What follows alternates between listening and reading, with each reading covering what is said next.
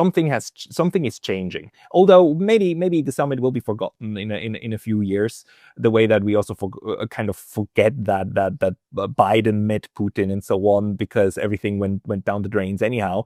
But I can't get around the feeling that no, this is different. For the first time, we're seeing a new way in which great powers actually interact with each other, especially after the West pretended for so long that Russia is isolated, the world is against Russia, and now they're still pretending that, oh no, Russia is going to get the feeling that it's being reintegrated, as if though it had ever been like excluded from the world.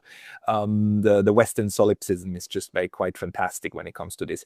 How do you interpret the process that we've been seeing over the last 6 months that now culminated in this great power meeting summit in Alaska? Well, I agree with you, though. I think the significance that there's a huge significance behind this, because if you look at the actual format or the discussions we had about Russian security over the past 35 years, there hasn't been any. Since the 1990s, European security entailed integrating the entire continent, with the exception of the largest country in Europe. So this is, I think, the source of everything. That is, we canceled all agreements for common security based on indivisible security in favor of a hegemonic peace, which manifests itself through NATO expansion. And as many predicted back then, this is what would cause conflicts in the future. It kind of makes sense. It would be easy to explain to a child, while the idea of a Cold War military alliance expanding closer and closer to Russian borders and ensuring that it doesn't have a seat at the table in Europe, that this is somehow the recipe for peace and stability. But anyways, what I want to get to was, for more than 20 years, we refused to discuss Russia's seat at the table in Europe. We didn't want to discuss their security concerns. Indeed, the whole ideology we built Europe around was that the EU and NATO would be a force for good. So yes, you might not be part of this club, we might put our military along your borders, your missiles, but this is a source of stability and democracy. So it didn't make it possible to discuss what Russia wanted. And of course, it took us up to 2014. We could topple the government in Ukraine, but also this is good for democracy and stability. We had fake solutions from, you can already argue, from 2015 with the Minsk agreement. This goes up to 2022. The Russians invade. We had 3 years of no diplomacy at all, not talking to the Russians. And if you live in Europe and you try to discuss European security architecture, the European security architecture, or Russian security concerns, you'll be crucified. This is almost treason. This is what Russia says. You're repeating Kremlin talking points. So now, the unipolar system has moved to this point where Ukraine was really, the main thing that actually took us now to a hot war. And now that Russia has won this, what we have to discuss is how to resolve the wider problem in Europe. How do we return to some of the things we should have discussed 30 years ago? Again, the principle of indivisible security, stability on the continent, and but we're not. Instead, some people want to dismiss this as, we just make them stop shooting at each other. We have a ceasefire.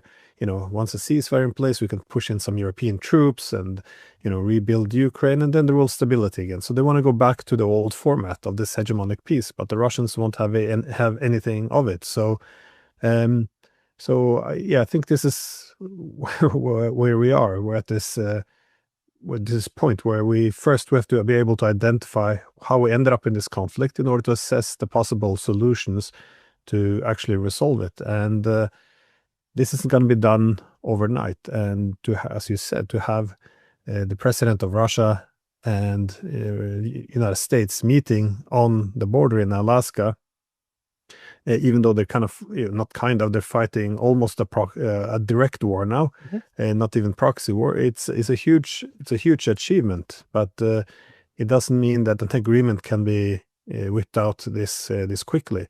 Because, as I always point out, the Ukraine is not the source of tensions between the US and Russia. It's it's a product. This is a consequence of a broken European security architecture.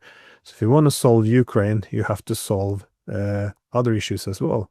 That is the entire European security architecture. You're going to have to end NATO expansion. If you end NATO expansion, what happens to the transatlantic partnership? Does it lose its whole function? Will the Americans leave Europe? Will they go to Asia? I mean, there's a lot riding on this, which is why people are panicking like crazy in Europe. So no, sorry, that was a very long answer, but I think it's important that people appreciate this is not just a territory swap. We'll give you some of Dnipro in return for Donbass. This is not the only issue. Yeah, and the Russians said so much, right? They are after root causes, and they are after security arrangements, and not just for themselves, actually also for the Ukrainians and for the Europeans. I mean, they would like to have an architecture that somehow works.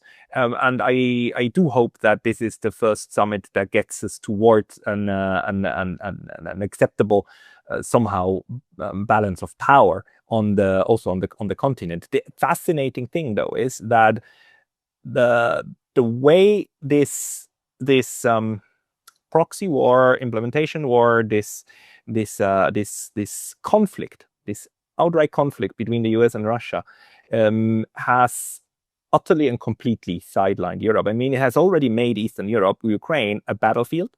It is threatening to create an even bigger battlefield. There would be one way of taking this whole thing forward, a very bad way forward.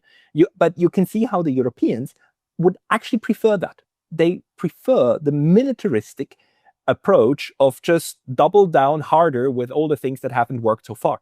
What do you make out of this? How do you, other than the elite, this elite illusions of the Europeans, how we got to the point where Europe is actively working on making itself a battlefield for two great powers to fight it out?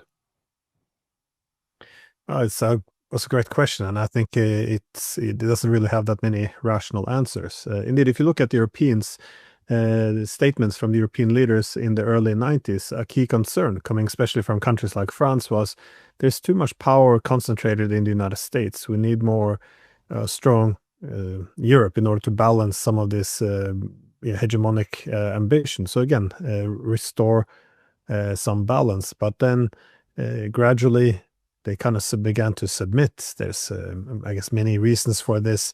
One of them is the role that Europe would have in this hegemonic order. That is, if you have a strong Europe and powerful United States, then you can have a collective hegemony of the world, standing on two legs: the U.S., EU.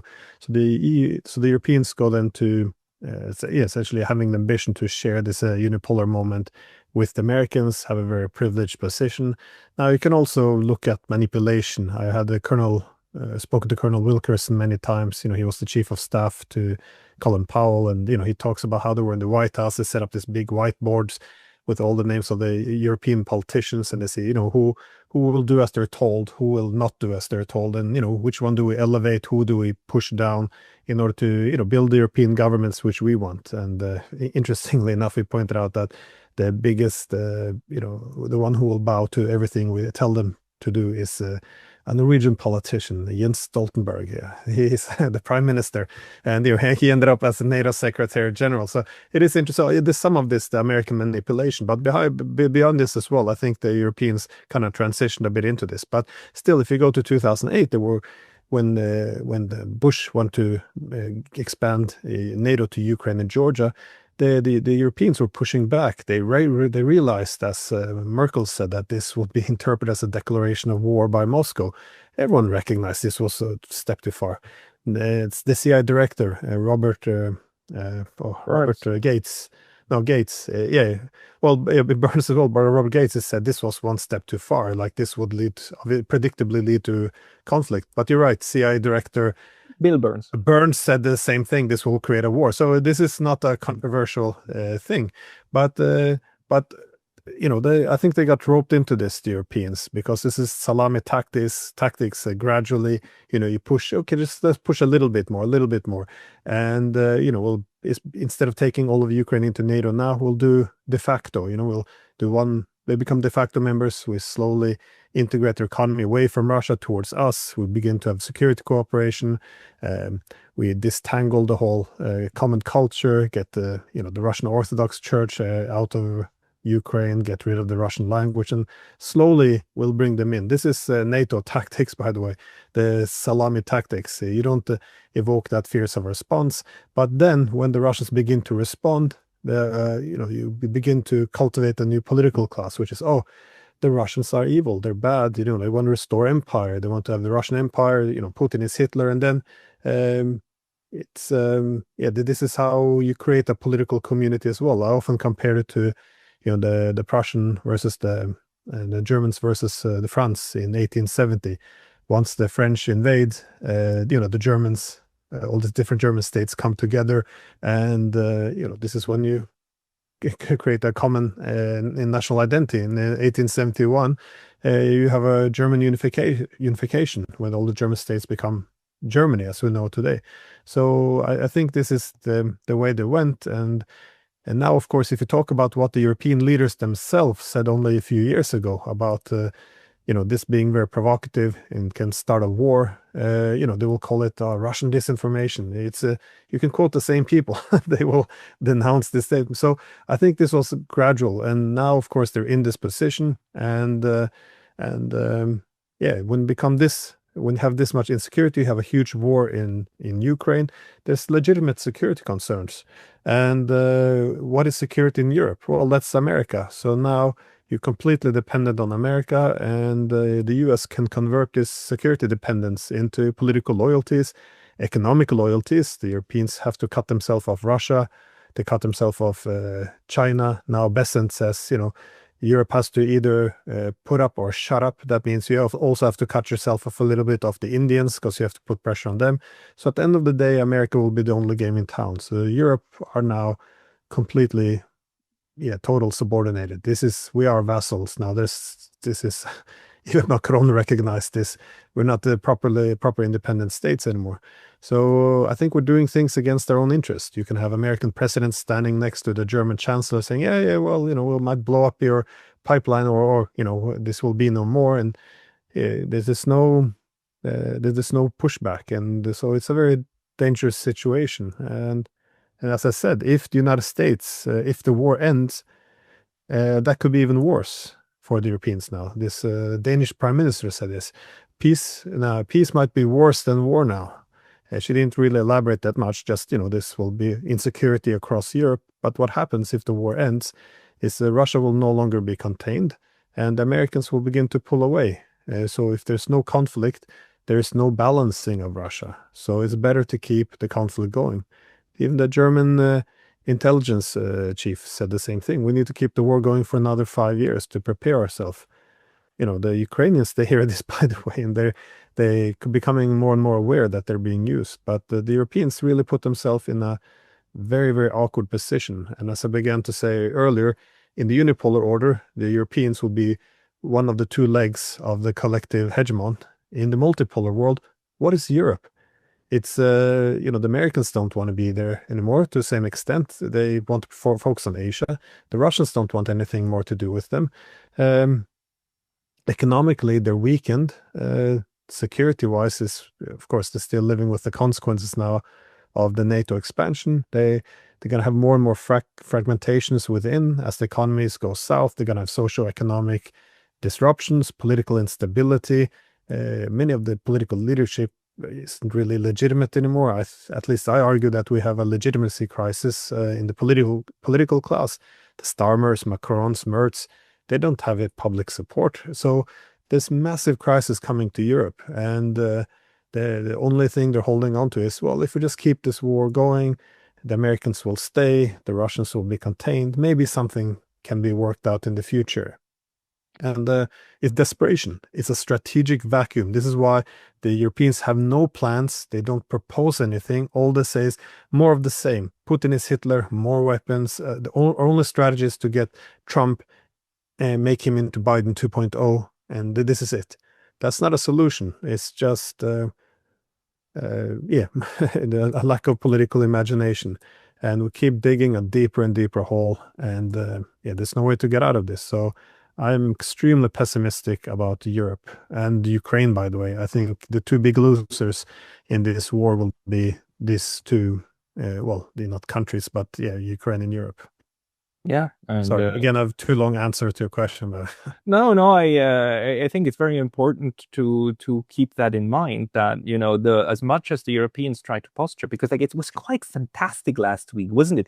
That they organized a meeting and Zelensky flew to Germany and Zelensky flew to the UK with Starmer. They had these meetings and patting each other on the back, and the Germans, you know, I get a lot of this German propaganda on Twitter, and I don't know how they do it, but it's being pushed to me. I get Merz like the whole time. I get like Merz's statement. I don't want them. I don't subscribe to it, but I still push to my German-speaking Twitter, and about like standing together for democracy. Good friend Zelensky, we are always with you, and we will stand strong together. And then formulating a common position for peace, which is basically the surrender of Russia, including payment of reparations. Right, the victor of the war is going to pay the loser reparations and so on. I mean, it's quite insane the kind of posture they came up, and then demanded that the US implement this, which is another kind of insane thing. And all the while the US actually tries to keep them as quiet as possible, with having JD Vance holding their hand, while we know Vance is there in order to basically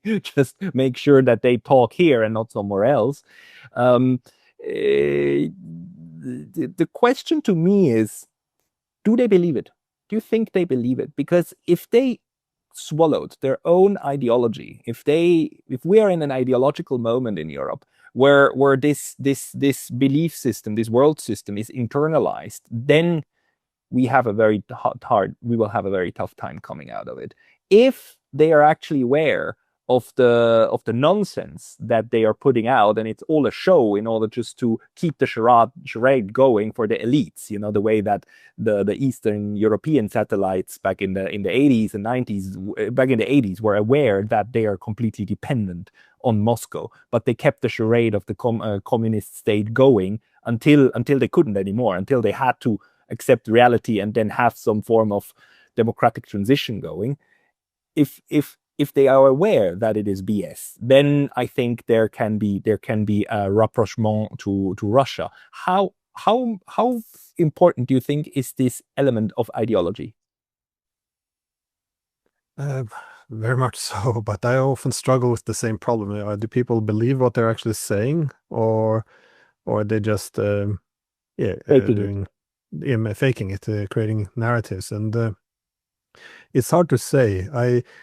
If they just have wrong policies, it would be one thing, wrong ideas, but they need to stifle all dissent and any counter argument. This makes me more suspicious that this is not stupidity, but belligerence. And but I think there's something in human nature, though, that is, you know, we often assume that human beings are very rational, but really they're not. We are, you know, group animal. We tend to adjust to the group. I mean, it makes sense if you're in Switzerland, Japan, England. You know, there tends to be national consensus forming. We do this often naturally. We adjust to the group, and I think for the past, well, not just the past 3 years, not even the past 11 years, but for a very, very long time, we've been fed the same idea that you know, we are fighting for something good, for, you know, either civilization, liberal democracy. The Russians are only after something, you know, evil, empire. They you know, they're the exact opposite of us. So once you do this long enough, there's I think people might just dismiss all information which it doesn't fit the narrative without thinking about it.